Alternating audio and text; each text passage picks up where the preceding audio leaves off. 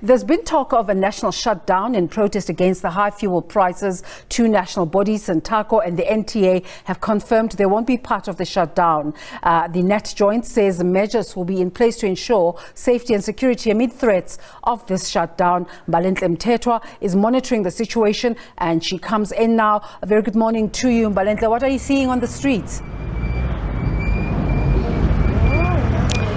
Good morning, Desiree. Now, the SABC News team has been on the ground since 6 a.m. this morning. We have driven around various hot spots, basically transport places like taxi ranks and so on. It seems as though it's business as usual. However, we've also spoken to police officials, JMPD officials to be exact, about their plan of action for today. And it seems as though their operations have brought us here in Soweto outside Maponya Mall, where they will be protecting the infrastructure within this community and around Gauteng. This is after the allegations or unconfirmed social media reports of a national shutdown. It's unclear who is behind this national shutdown. We understand that right now, so far, taxi associations like SANTACO as well as the NTA have distanced themselves from the national or the purported national shutdown. And because it's unclear who is behind this national shutdown, it sparked concerns over criminal elements that could take over, similar to those seen last year during the July unrest. And this has then prompted officials, law enforcement officials, to start protecting infrastructure around townships and around Gauteng. This is also in an effort to prevent the events of July last year from repeating themselves. Now, I'm just going to step out of the shot just to show you that, it's business as usual here in Soweto. Taxis just across the road are still operational. Traffic is moving as per the normal. We did experience a bit of traffic coming in here, which means that people are going to work and have decided not to heed the calls that have been made by some of those reports on social media. You'll see the camera person as she plans, my camera colleague rather, you're going to see JMPD vehicles just outside the entrance and other community members also here to try and protect the infrastructure that is Maponya Mall, and people just going in and out as normal and as usual.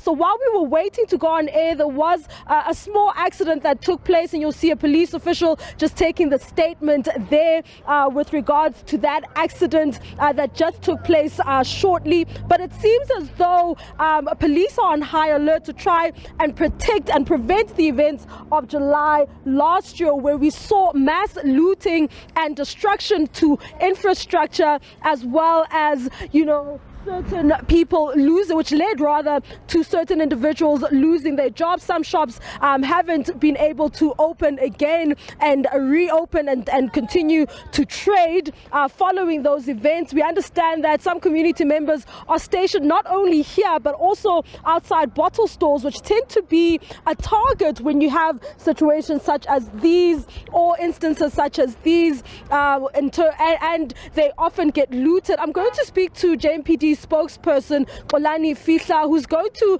tell us more about their plans for today. Thank you so much for speaking to us. Thank you so much for taking the time to speak to us. Talk to us about your reasons for being here, the plan of action for JMPD today. No, thank you for this opportunity, and let me greet the viewers. Yes, we did receive unconfirmed reports of a possible national shutdown. We know that nothing has happened so far. It's been quiet, but as law enforcement, we can't be complacent. Police are still on a high alert for any disturbances and disruptions which might happen within the city of Johannesburg.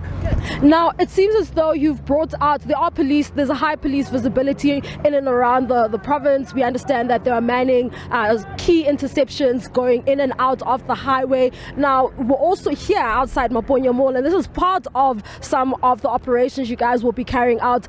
Talk to us about your reasons for deciding to do this and the protection operation of malls and so on?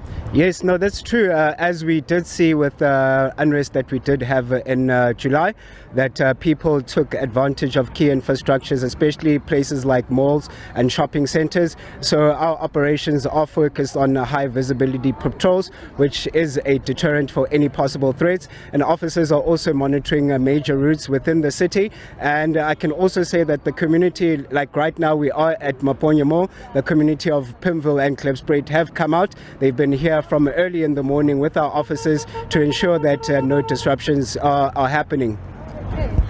So what else is happening around the province besides being here? You know, is this being replicated in other parts of the province? I should think so. In Johannesburg especially, what we're seeing here is happening throughout the city.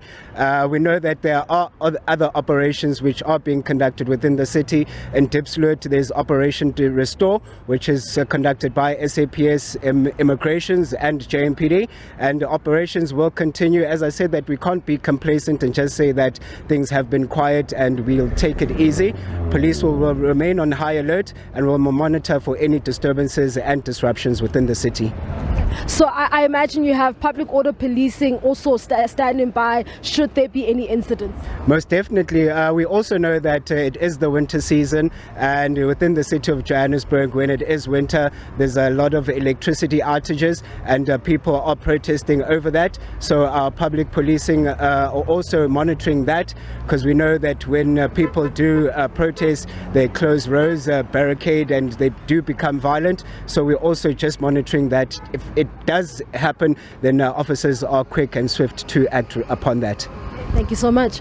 There you have it. JMPD spokesperson just talking to us about some of their plans. Now, you will understand that this is being called a faceless national shutdown. No one has come forward to claim the calls for this national shutdown, and it seems as though the reasons behind it are unclear. While we've been led to believe that some of the reasons for the calls for such a shutdown, such as this one, are the rising petrol prices, but some from based on social media messaging, we understand that some are saying called for this protest or this national shutdown, which seems to be going on, which hasn't really taken off really by the looks of things, but we're waiting to see. It seems as though some of the calls behind this is the fact that some residents did not get that 350 Rand, which forms part of government initiatives to alleviate the pressures. Also complaints about high, not petrol prices, but food prices as well. So it's unclear. We're still just trying to get more information around this and what could have sparked such a conversation on social media. For now, though, it's back to you in studio.